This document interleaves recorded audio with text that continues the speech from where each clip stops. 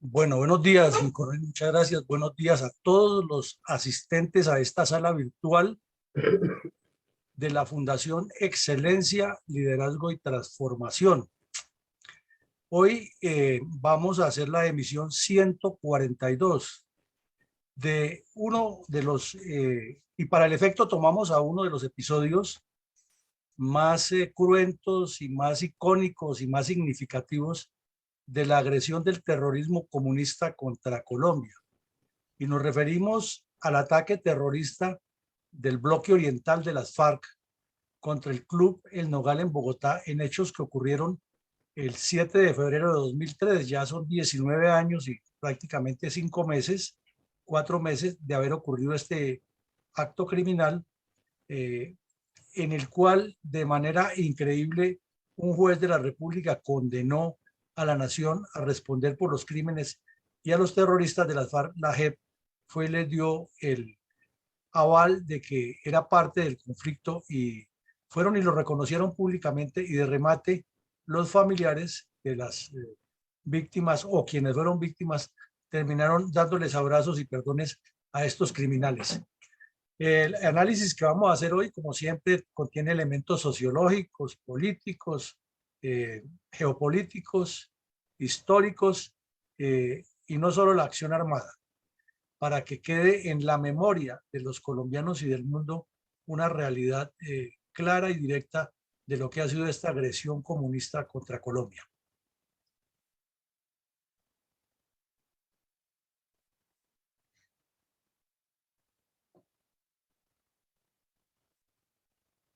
Adelante, mi coronel Alarcón. Bueno, parece que mi coronel Alarcón tiene problemas de transmisión. Entonces, comencemos por hablar por qué o cuál es la razón para que las FARC hayan decidido atacar el Club El Nogal. Ubiquémonos en el tiempo, en los hechos. Estamos hablando de febrero de 2003, o sea que el presidente Álvaro Uribe Vélez llevaba en ese momento 6 o 7 meses de gobierno, de haberse posesionado. Eh, y también recordamos que desde antes de que se posesionara el presidente Uribe, las FARC intentaron asesinarlo 17 veces. Una de las más conocidas fue el atentado criminal que le hicieron en la ciudad de Barranquilla, cuando el candidato, no era presidente todavía, iba hacia una manifestación política y Iván Márquez y Timochenko ordenaron que le colocaran unas cargas explosivas al paso de la caravana en la capital del Atlántico. Afortunadamente sobrevivió, ganó las elecciones y durante los primeros 6 meses comenzó a incrementar la acción terrorista, a las FARC y el presidente a incrementar la acción de la fuerza militar contra los terroristas. Entonces, el Club El Nogal fue un club que se inauguró en el año de 1995 para que personalidades de la vida nacional e internacional tuvieran un sitio de esparcimiento de un estrato alto y de un nivel de atención excelente. Eh, y lo integraron como accionistas pues empresas y personas de cierta relevancia en la vida nacional. Para la época de los hechos, estaba recién nombrado, estaba ejerciendo el cargo de ministro de el Interior y de Justicia, que en el gobierno de Uribe se unieron las dos carteras, el, periodista Fernando Londoño Hoyos, un abogado muy conocido en Colombia porque había estado cercano a unos escándalos de unos manejos de unos bancos y porque ha sido asesor de varias empresas y porque era el presidente de la junta directiva de este club y era una persona conocida en los medios de comunicación por sus posiciones radicales contra la subversión, eh, un poco lenguaraz, pero era una persona conocida y Uribe lo había nombrado de ministro del Interior. Entonces, circulaban los rumores de que ya estaba en proceso de desmovilización las AUC y que al parecer, el señor Mancuso y otros criminales de la AUC se estaban reuniendo en el club con funcionarios del gobierno para iniciar el proceso de desmovilización de estos grupos de antisociales. Y la información llegó a las FARC porque pues ellos tienen sus grupos de información, de inteligencia, y entonces planearon hacer un atentado terrorista contra este club, sin importar si hubiera mujeres, niños, adultos mayores y personas que no tuvieran nada que ver con la presunta desmovilización de los guerrilleros. Se aprovechó para hacer politiquería, pero eso no tuvo nada que ver una cosa con la otra. Es que algún tiempo antes, la ministra de Defensa de la época, la señora Marta Lucía Ramírez, había estado durmiendo algunas noches allá, pero ese atentado no tenía nada que ver con ella. Sin embargo, como en Colombia la politiquería es buena y darse publicidad es rentable para hacer politiquería, no política, se aprovechó para decir que presumiblemente era contra ella, y los periodistas que les fascina la crónica amarilla le aumentaron más de lo que era. En esencia, el atentado era algo icónico con el que las FARC pretendían atacar a la población y atacar a su enemigo de clase, que era la dirigencia económica, política y social, y también suponían que ahí vivían los mal llamados paramilitares, cuando lo que estaba ocurriendo era que probablemente sí asistieron a una o dos reuniones y la información no fue exacta, pero la preparación del acto criminal, como lo veremos en detalle, sí fue muy exacta. Entonces esa sería la importancia, mi coronel Alarcón. No sé si ya nos está copiando. Efectivamente, mi coronel, aquí estoy, QAP. Dada esta importancia, este hecho del día de hoy encierra algunos antecedentes que son importantes resaltar en este momento en estos hechos del Nogal.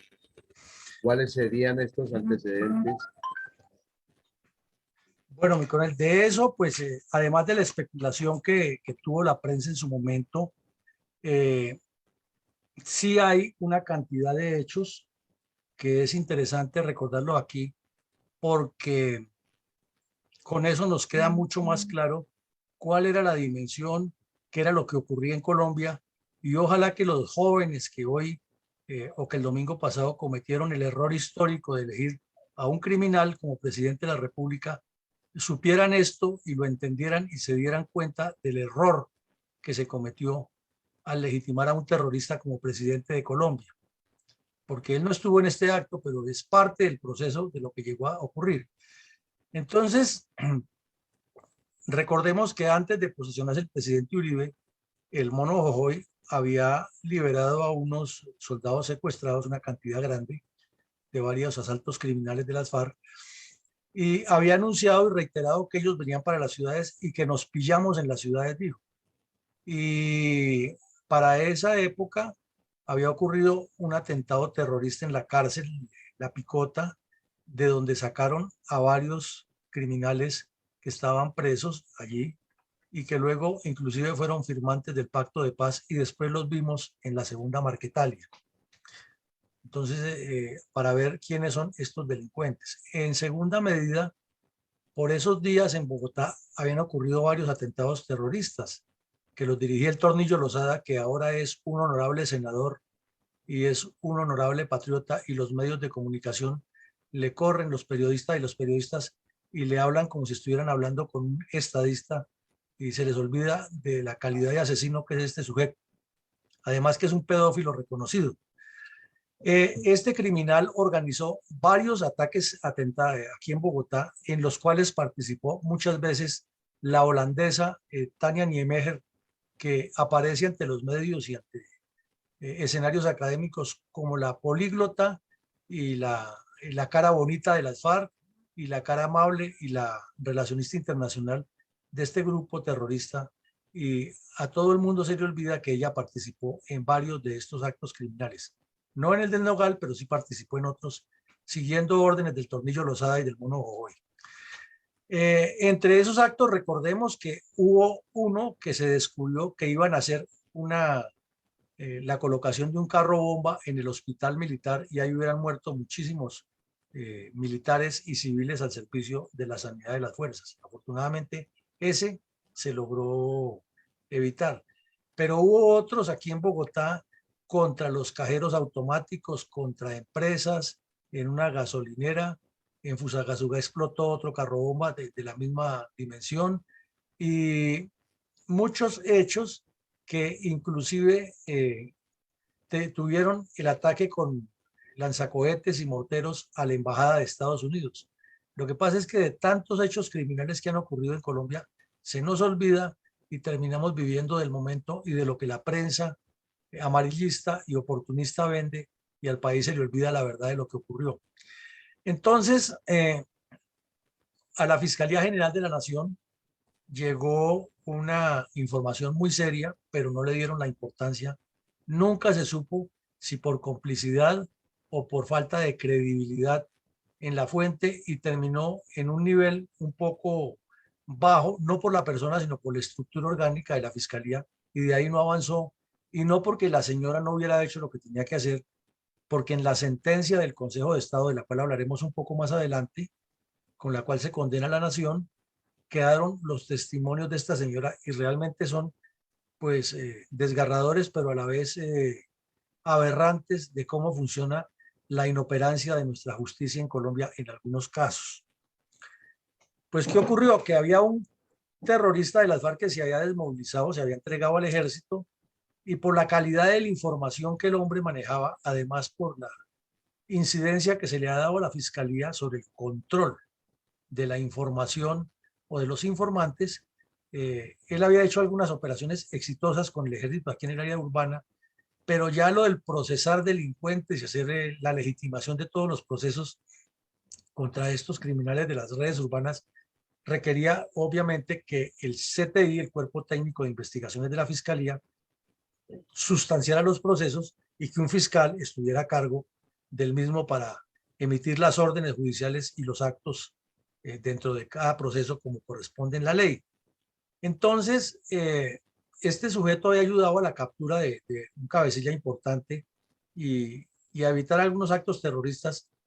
Y un día fue y le dijo a la señora, le dijo, mira, tengo esta información, las FARC están preparando un acto terrorista grande en Bogotá,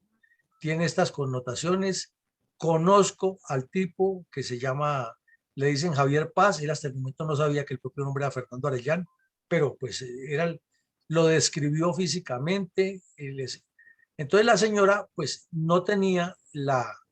potestad de ordenar, hasta le dio el número del teléfono desde el cual se comunicaba este señor, que con eso hubiera sido fundamental para rastrear las otras líneas, porque ya la fiscalía tenía esa capacidad, pero dio unos datos que no coincidían exactamente con la fisonomía del señor. Probablemente es posible, analizando ya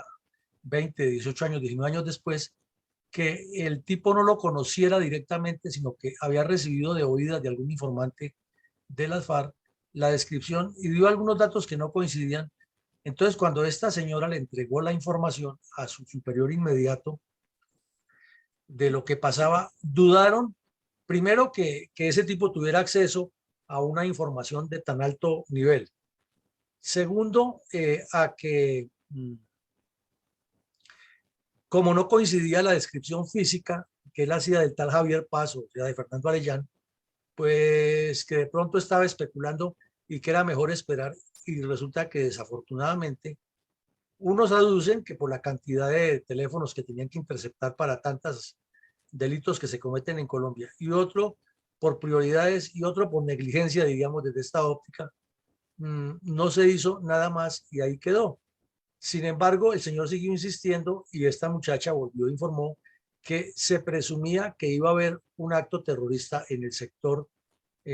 donde queda el club en Nogal, es decir, en la calle 78 hasta la calle 70, carreras séptima a la quinta, y resulta que ahí quedan varias residencias de embajadores y algunas embajadas. Entonces, lo que se limitó la fiscalía fue a informarle a la embajada de Estados Unidos, que queda como a 4 cuadras del Nogal, la casa del embajador, que incrementaran las medidas de seguridad y desde luego pues Estados Unidos tiene sus procedimientos y protocolos y lo hizo. Pero ahí quedó ese primer error. En los medios de comunicación se comenzó a filtrar la información de alguna manera que las FARC estaban preparando algo grande, pero aquí viene un problema que lo vivimos quienes estuvimos en servicio activo, es que es tanta la información que llega de las acciones terroristas y las advertencias que a veces o se vuelve muy reiterativa y ya pierde como ese encanto, ese atractivo, o son tantas las actividades que toca hacer de seguridad, de operaciones, de administración, de control interno de la unidad, de cuentas, de recibos, de documentos. Es decir, tiene mucha carga el trabajo de las unidades militares y de policía. Entonces, de pronto, no se tuvo la información completa. Entre tanto, las FARC habían traído en una chiva de esas de turismo que era de propiedad de uno de los Arellán, 200 kilos de explosivo y los habían llevado a un taller de mecánica en el sector de Suba y allí en ese taller duraron con un buen tiempo preparando la acción, hicieron varias reuniones, vino gente del bloque oriental, vino gente del Paisa, o sea, estaban comprometidos el bloque sur, el bloque oriental y desde luego el secretariado de las FARC. Eh, Entonces eso indica que hacían parte del planeamiento el terrorista Joaquín Gómez, que ahora vive en La Guajira a todo dar y protegido por el Estado, tiene zona de delincuentes a su disposición, fue el que ayudó a que Santrich volara hacia Venezuela. Es una joyita, mejor dicho, fue el que dirigió el asalto a la base Las Delicias y un poco de crímenes más. Este es uno de los que participó en el planeamiento y en la decisión. El otro fue el tal Paisa, que era el que dirigía la cuadrilla Teófilo Forero, que la estudiamos la semana pasada aquí. El otro, pues el Mono Jojoy, que era el jefe de las cuadrillas de Cundinamarca. El otro, el Tornillo Lozada, que era el jefe de todos los terroristas urbanos. Y los hermanos Arellán, de quienes hablaremos enseguida. Entonces, hay una cantidad de antecedentes. Algunos se conocía la información, en otros, sin que las fuerzas militares y de policía hubieran bajado la guardia, se han capturado otros terroristas, pero en este caso estaban manejando una muy buena compartimentación. Entonces, si se capturaba un terrorista urbano de las FARC que estuviera aquí en Bogotá o en el sector de Faca o de Fusa, él podría contar hasta donde sabía, pero no tenía ni la menor idea que se estaba planeando la acción criminal en el Nogal porque la compartimentación fue muy bien manejada y eso lo estaban llevando, inclusive no manejaban información por computadores, sino con correos humanos que iban y venían al Meta y al Caquetá a reunirse con los cabecillas hasta que finalmente el tiro fijo dio el visto bueno y el resto del secretariado también. Años después, Juan Manuel Santos se dio publicidad como si hubiera descubierto que el agua moja, diciendo que se acababa de enterar en un computador de los que le comenzaron las FARC que estaba el correo electrónico y lo leyó ante los medios y eso fue extra al mediodía un sábado en uno de sus actos publicitarios que hacía, leyendo el correo electrónico en que todos los terroristas le dicen a tiro fijo que ellos dan el visto bueno y que hay que asesinar inclusive hasta diplomáticos.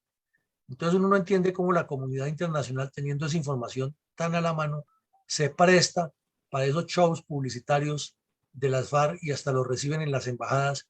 Y a Timochenko lo llevaron a Noruega, estando todavía sin haberse iniciado el proceso de la JEP, le dieron un permiso especial para que fuera a Noruega a recibir dizque un premio alterno al Nobel de Paz por haber tenido la bondad de no seguir asesinando colombianos y haber firmado la paz con Santos.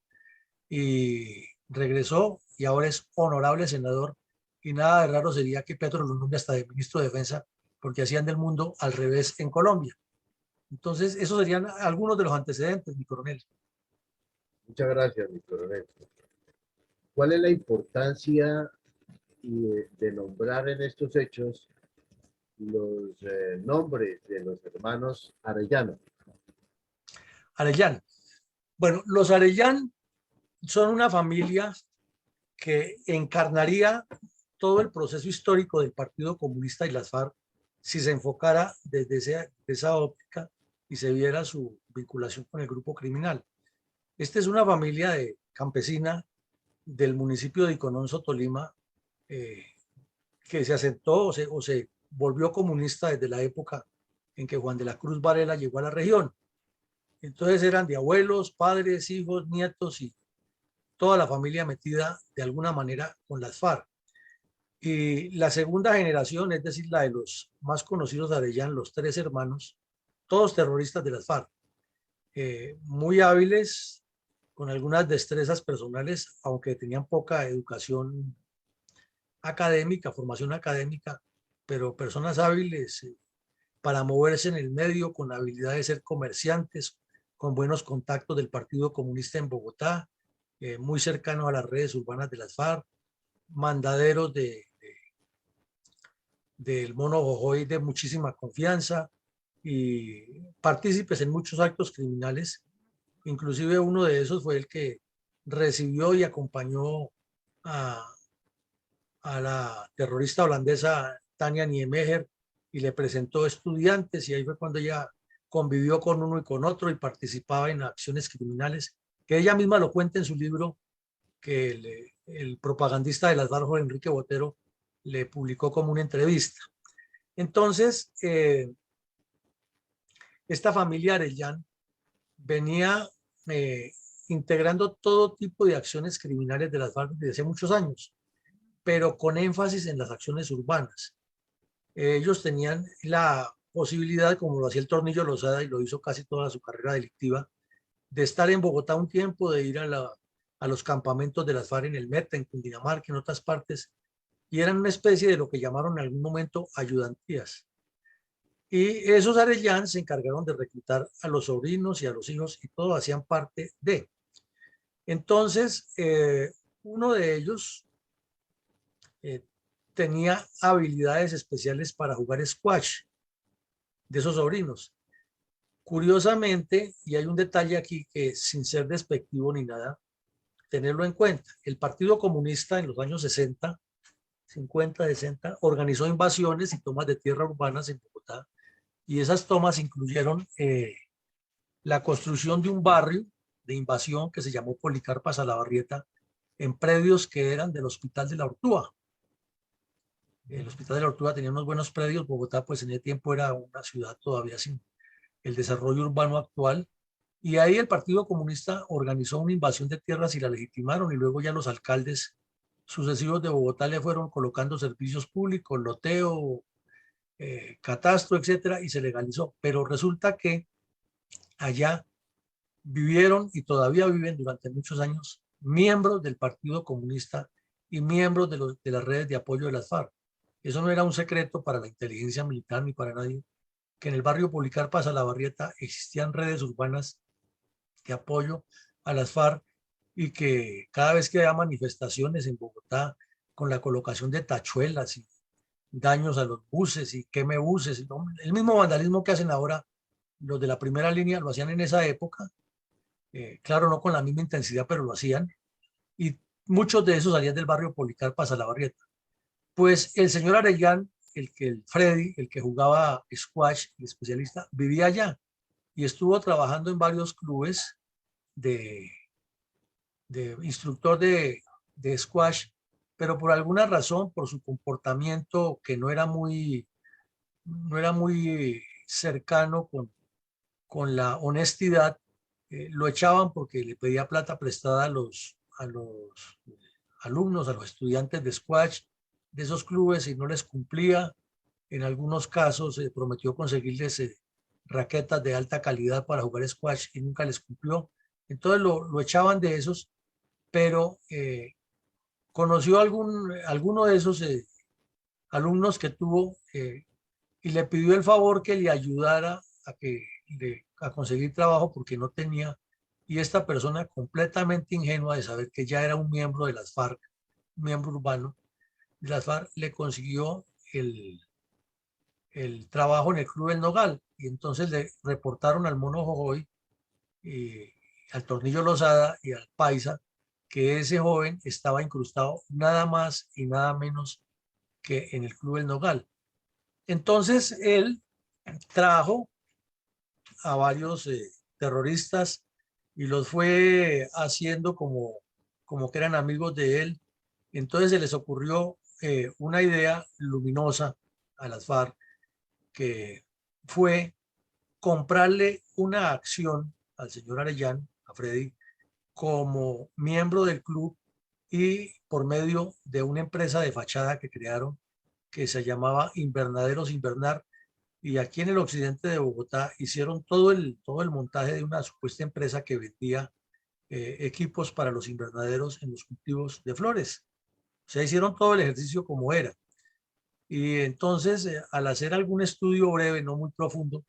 y como era instructor de squash y era la empresa la que le compraba la acción, cayeron en el error y le dieron el carnet. Entonces, este sujeto, ya aprovechando que tenía el carnet, le pidió al mono Jojoy que le comprara, obvio, carro Megane, que era en ese momento un carro no de alta gama, pero sí era de buen nivel social. Era un carro que para la época valía como 35, 38 millones de pesos, que era costoso en ese momento. Y con ese carro entraba y salía del club y fue acostumbrando a los vigilantes, que ya como lo conocían y a veces lo veían entrar con otro sujeto, como que ni le exigían mayor control, y él le consiguió a uno de los que lo acompañó al acto terrorista, que era familiar de él, era el hermano menor de los Arellán, o sea, de los tíos, pero que también tenía fama de ser disipado y no cumplir con la disciplina revolucionaria, como dijo el mono Jojoy. Entonces, esta familia Arellán se vinculó en el trabajo de inteligencia perfectamente, y el día del atentado estuvo Fernando Arellán, que era el cerebro, visitando el sitio y viendo la calidad de lo que iban a hacer. Fue tan bien armado desde el punto de vista terrorista el explosivo, que hasta se especuló en escenarios internacionales que habrían podido utilizar armas, o mejor, un explosivo con energía nuclear de baja potencia, debido a la fuerza con que estalló este petardo y los daños que causó. Uno de los detalles para tener en cuenta es que ante la vida disipada, el señor Arellano había gastado más de lo que tal Freddy, de lo que le convenía. Se daba una vida más o menos de playboy de barrio con ese carro, con algunas muchachas, pidió que lo sacaran del barrio Policarpa y le alquilaran un apartamento en otro lado, y entonces llevaba una vida disipada, y eso tenía, como dijeron ellos mismos, rabón al mono Jojoy, porque le estaba saliendo muy caro, pero necesitaban hacer el acto. Y como lo acompañaba el hermano menor de los tíos Arellán en casi todas sus andanzas, el mono Jojoy tomó una decisión siniestra. Y la decisión siniestra era que cayera en ese mismo atentado tanto Fernando Arellán, que era el tío, el hombre de gran confianza, el que ha traído los explosivos, y los dos hermanos Arellán. Perdón, el tío y el sobrino, los dos botaratas del dinero. ¿Cuál era la razón por la que el mono Jojoy decía a los dos primeros, o a los dos que iban a hacer el acto? Por haber gastado mucho más recursos de la guerrilla y haber abusado de la buena confianza del mono Jojoy, y como buen bandido se sentía traicionado. Y al otro, a Fernando Arellán, que era el que ha organizado todo, la orden del mono Jojoy era volarlo en pedazos también, para que no quedara ningún testigo. Entonces, esa instrucción la tenía el Paisa, que era el dirigente de la Teófilo Forero, y consistía en que los tres entrarían con el vehículo al Club El Nogal, y cuando ellos confirmaban por un celular afuera que ya el carro estaba colocado, entonces les habían dado la instrucción de que ellos se movieran muy despacio, que no fueran a causar eh, ninguna sospecha, y que ellos les avisaban cuándo retirarse del lugar para que no quedara todo como tan sorpresivo. Entonces entraron al club, no lo requisó la seguridad, colocaron el carro, pero ahí hubo una cosa, que el Fernando Arellán, o sea, el cerebro, el que tenía que ver mucho con todo esto, como había ido al mediodía, les dijo a última hora: entren ustedes, y yo los espero aquí afuera. Y nos vamos retirando, porque tenían 20 minutos para retirarse del lugar, mientras se hacía la llamada por celular al teléfono que tenía incluido como activador de la carga explosiva. Pero como la instrucción del mono Jojoy era volarlos, tan pronto confirmaron que ya estaban en el parqueadero, entonces reventaron la bomba y por eso Fernando Arellán no murió, pero sí murieron Freddy y el otro. Y los otros dos hermanos, Fernando y Hermincio, quedaron por fuera y ya veremos qué pasó con ellos. Entonces, esa es a grandes rasgos la vinculación de los hermanos Arellán o la familia Arellán con este acto criminal. Pues, mi coronel, hemos hecho un recorrido por los hechos. eh, Sin embargo, quedan algunos detalles por comentar en este atentado terrorista. Eh, ¿Podría usted indicarnos eh, algunos de los hechos que faltan resaltar en este atentado terrorista? Claro, mi coronel, son muchas cosas, comenzando porque hubo 36 muertos, todos civiles, entre ellos algunos niños. Y nunca se supo oficialmente la cifra de heridos, porque decían, unos decían que 137, otros que 158, otros que 200, y finalmente la cifra que más se manejó en los medios de comunicación fue 158. Pero aquí las imágenes lo muestran, son conmovedoras, son aterradoras, esa que vimos durante largo rato de cómo quedó la fachada del club y los daños que causó internamente pues fueron grandísimos, porque fueron 200 kilos de explosivo, según los técnicos de explosivos que registraron el lugar, era ANFO, pero otros dicen que tenía TNT también y que tenía dinamita. Eso pues ya son detalles internos de la investigación. Aquí lo que nos interesa saber fue que metieron un carro con 200 kilos, que la guardia o la seguridad del club es la responsable porque se dejaron eh, tramar de este sujeto que eran amigos de él, que el tipo pues resultó ser hábil para lograr que no le esculcaran el carro como hacían con los demás, que es inexplicable que un club o un sitio que tiene el control tan estricto con los caninos para revisar vehículos y que le pasan el espejo por debajo, y entonces no haya revisado ese carro como corresponde, que nunca hubieran averiguado, que no hubieran averiguado ahí quién es ese señor que entró, sino que mostró un carnet que decía que llamaba como que Oscar Díaz o Luis Díaz, algo así, y le dieron, ah, bueno, siga, sin verificar en la base de datos que ya existía en ese tiempo, si ese socio existía o no existía en el club, porque el que sí existía como socio era el Freddy Arellano, otro señor, o sea, el tío, el que entró ahí con él, no era miembro del club, pero naturalmente no iba a dejar su nombre para que lo tuvieran en cuenta en una investigación, sino que llevaba un carnet falso del club con el nombre de Oscar Díaz o de Luis Díaz, algo así. Entonces, ahí hay errores, hay detalles y que se ven en estas fotos que son realmente conmovedoras. Como usted lo decía en el preámbulo, después del atentado o similar al atentado de Pablo Escobar contra el DAS, este es otro hecho criminal de gran trascendencia. Muchos de los vehículos que estaban en el parqueadero se incendiaron o quedaron parcialmente destruidos. A la industria de seguros le costó muy caro esto. eh, y esta foto nos muestra una bandera de Colombia que se desplegó durante mucho tiempo en la fachada del club mientras se hacía toda la refacción, la reparación, y se trataban de sanar las heridas físicas que quedaron en el club y en la memoria, y las psíquicas que quedaron en la memoria del país y el mundo, como una de las acciones criminales más demenciales que haya cometido un grupo terrorista en el país. Y esto pues nos indica que ni tiene perdón de los hombres ni perdón de Dios, ni hay ninguna explicación para que la famosa JEP incluya un acto como este como parte del conflicto y no haya dicho esto no nos compete y aquí sí las FARC tienen que ir a responder ante un tribunal eh, de la fiscalía y pasar a la cárcel porque todos firmaron, Timochenko, Iván Márquez, el Mono Jojoy, Raúl Reyes, Alfonso Cano, eh,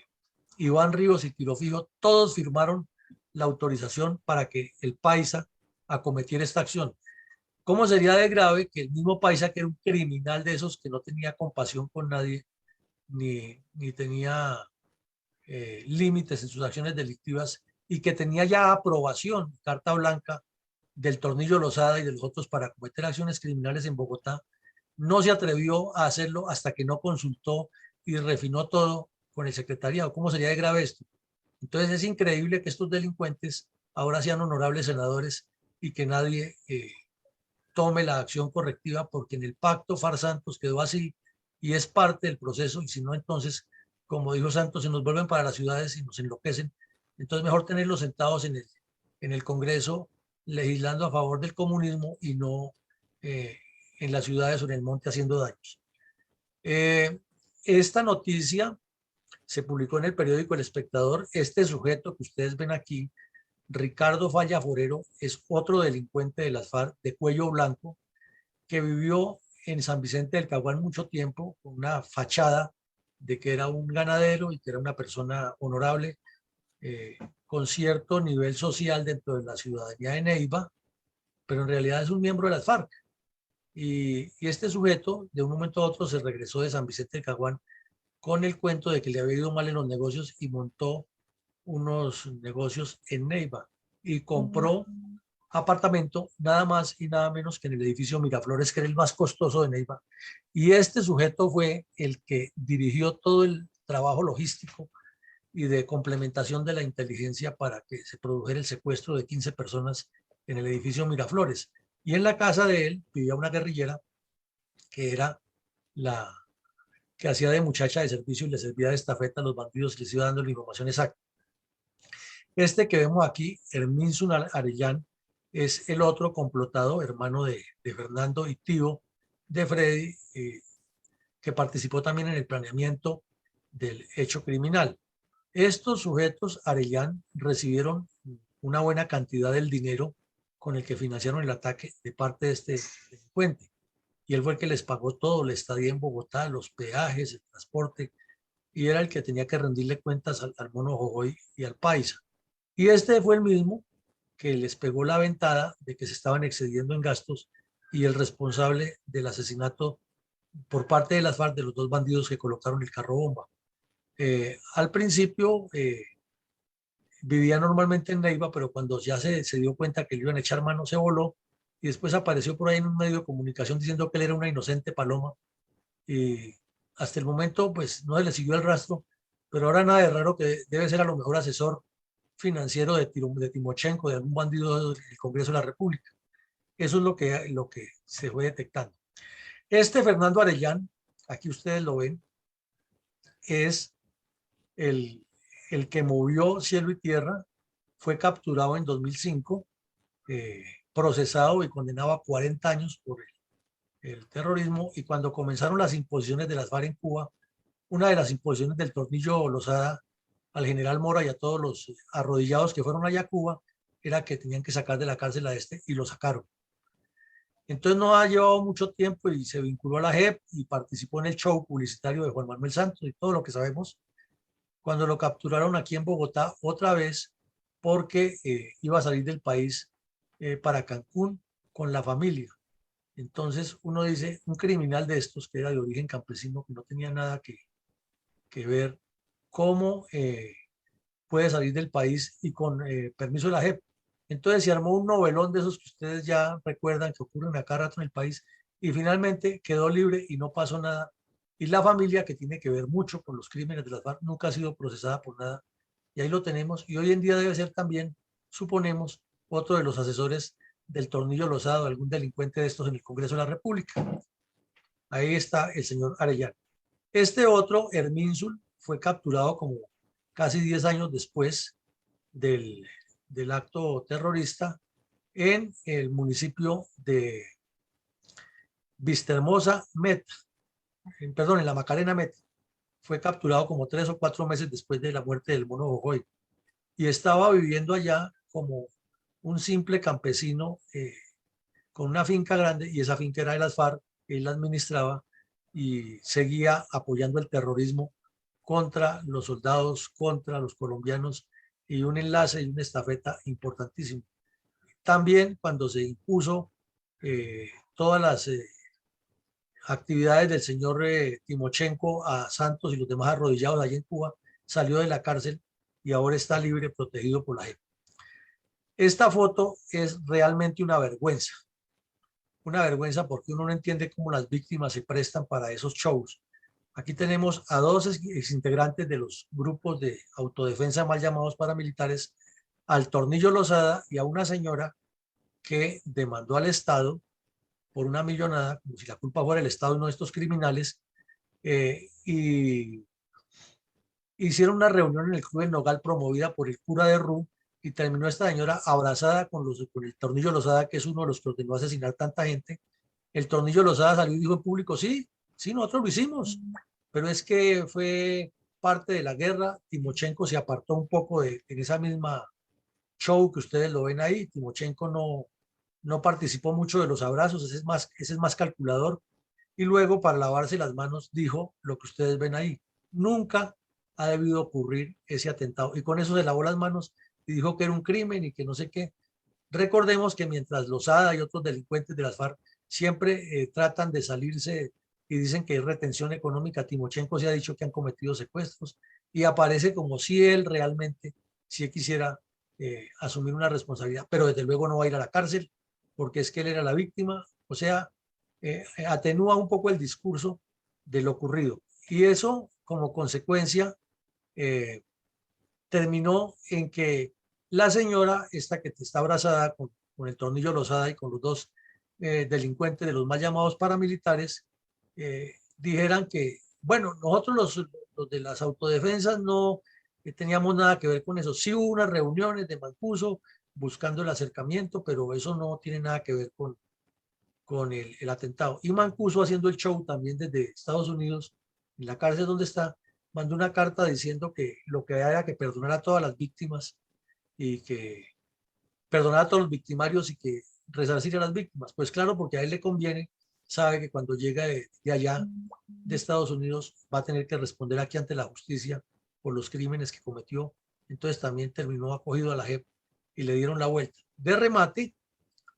una ilustre magistrada o un ilustre magistrado, donde uno deduce que hay otros intereses distintos a la justicia, condenó a la nación a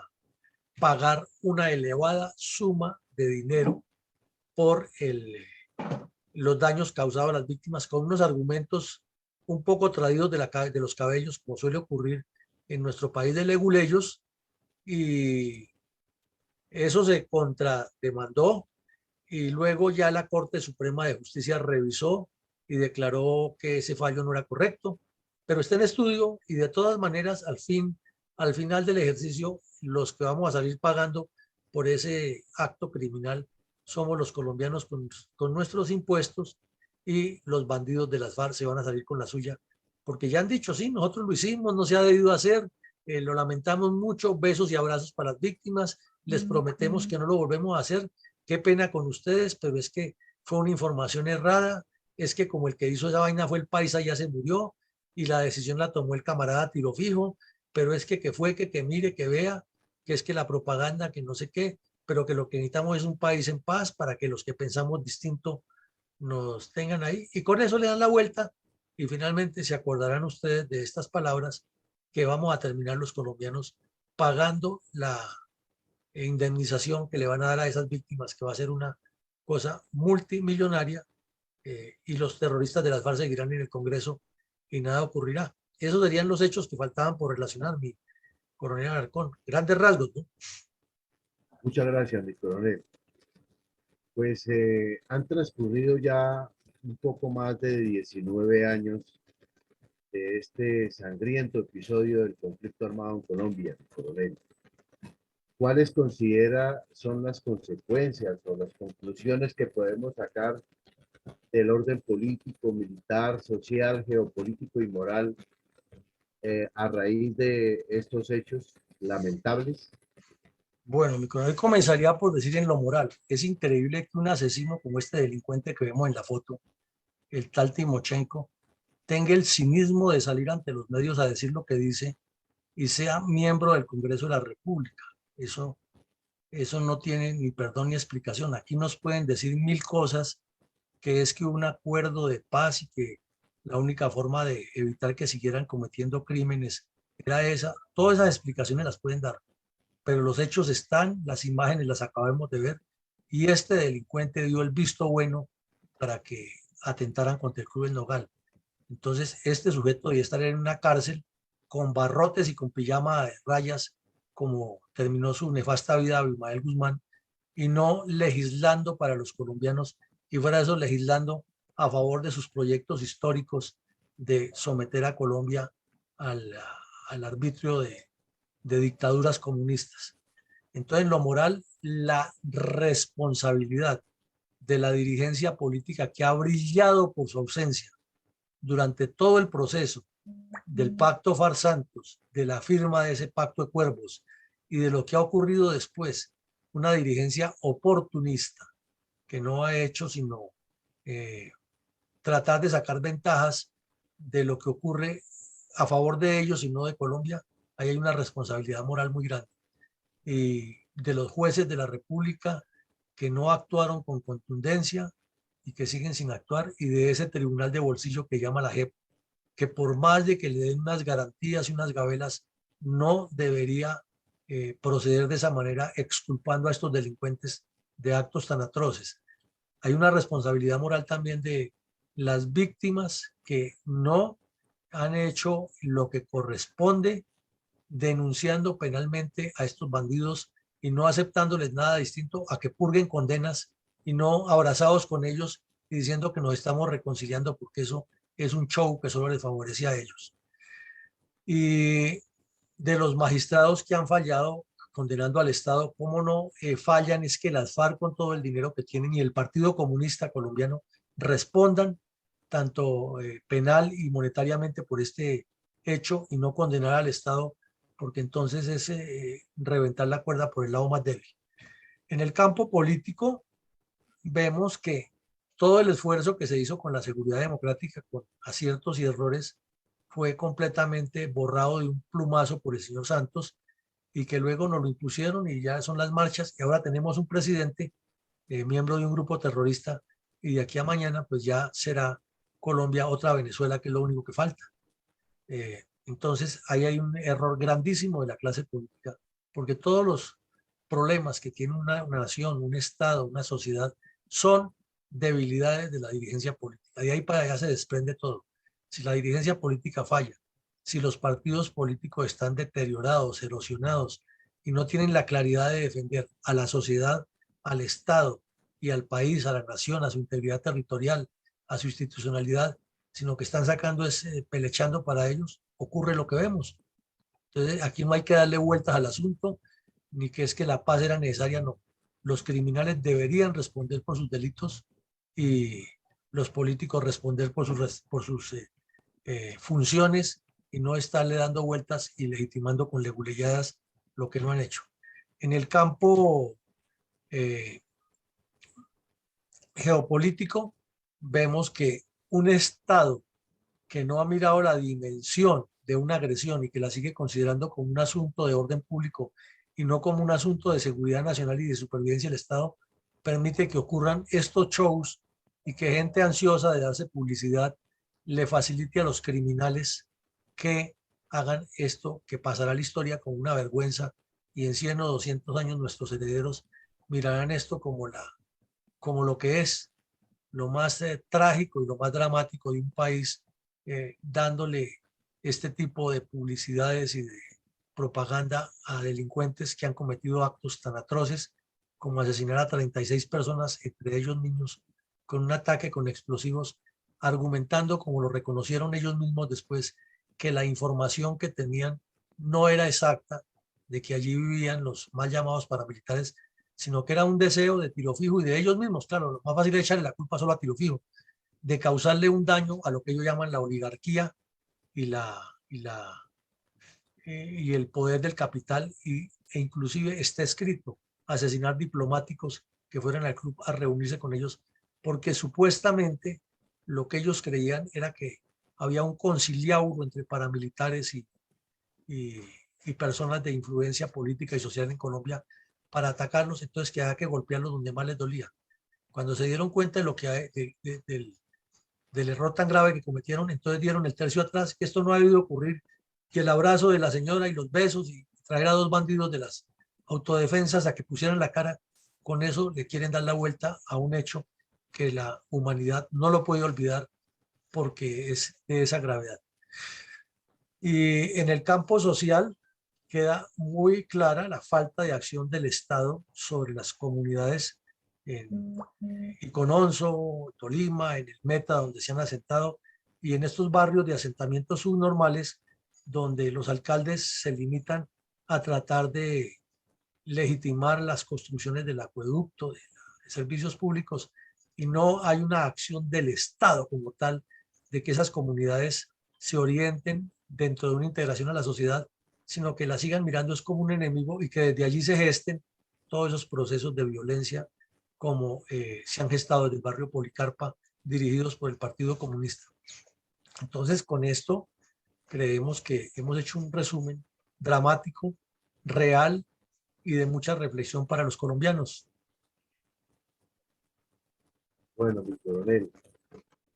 en definitiva, tengo unos aportes en el chat. Un aporte que dice que la forma de torcerle... Sí, siga, mi coronel. No, es que me borró la pantalla. La forma de torcerle el pescuezo a los hechos por parte de la justicia queda en evidencia y ante un país que mucho dejó de preocuparle. Es por eso que hasta que no sintamos en carne propia la dureza de este tipo de hechos, cuando esté involucrada nuestra propia familia, nuestra propia sangre, es que empezaremos a defender nuestra propia integridad y la integridad de nuestras familias. Hoy en día eso como no me concierne, como yo no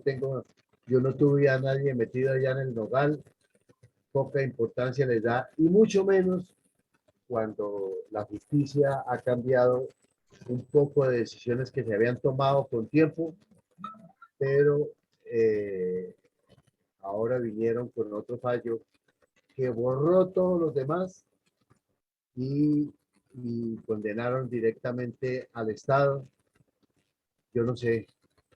este es un Estado que tiene mucha plata, no sé de qué manera determinarlo, pero esto es preocupante para lo que vamos a seguir de aquí en adelante. De todas maneras, esto tiene que quedar en la imagen, en la mente de todas las personas que nos escuchan, porque los verdaderos autores de la violencia de muchos años en el país tienen que pagar. Es la única manera de que puedan descansar en paz muchos de nuestros compañeros, muchas de nuestras personas que no son de nuestra familia, pero de pronto, pero que a muchos de ellos ofrendaron su vida en favor de la paz, en favor de esta Colombia querida, pero eso no se está viendo. Tenemos que lograrlo. Muchas gracias, mi coronel. Bueno, muy amable. Entonces, para cerrar, colocamos nuestro mensaje institucional y los invitamos esta noche a la continuación del trabajo de formación estratégica que hace la Fundación con el taller que haremos, el ejercicio académico que haremos sobre los contenidos y los componentes de un partido político. Entonces, este es nuestro mensaje institucional para la despedida.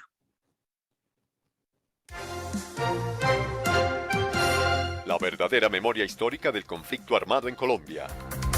Con el propósito de preservar la memoria histórica, resaltar el heroísmo de nuestros soldados, marinos, pilotos y policías y poner en primer plano a las víctimas del narcoterrorismo practicado por las guerrillas izquierdistas, la Fundación Excelencia, Liderazgo y Transformación invita a escuchar todos los días de lunes a sábado de 7:30 a 9 de la mañana por nuestros canales de Zoom y Facebook distintos episodios de la verdadera memoria histórica de la agresión sistemática de los grupos armados ilegales contra los colombianos y la tragedia de las víctimas. No olvide su cita con la historia. Testimonios de viva voz de quienes estuvieron en los campos de batalla contra los narcoterroristas, así como de los militares y civiles víctimas de las atrocidades cometidas por el M-19, el EPL, las FARC, el ELN, el PRT, la Corriente de Renovación Socialista y el Quintín Lame.